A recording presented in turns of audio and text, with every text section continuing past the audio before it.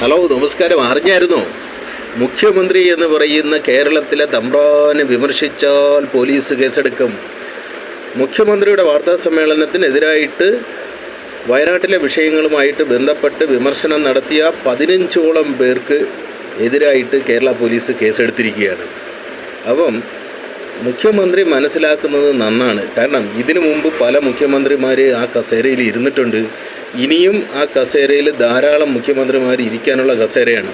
അപ്പോൾ കേരള ചരിത്രത്തിൽ ഒന്നും തന്നെ ഇല്ലാത്ത വിധത്തിൽ പുതിയ ഒരു തമ്പ്രാനായിട്ടുള്ള മുഖ്യമന്ത്രിയാണ് എന്നുള്ള ഭാവം നല്ലതല്ല, ജനാധിപത്യത്തിന് നല്ലതല്ല, ആ രീതിയിലുള്ള കീഴ്വഴക്കം നല്ലതല്ല. അങ്ങനെ അത്തരത്തിലുള്ള കേസ് കാര്യങ്ങൾ പിൻവലിക്കുന്നതാണ് ജനാധിപത്യത്തിന് വിധം.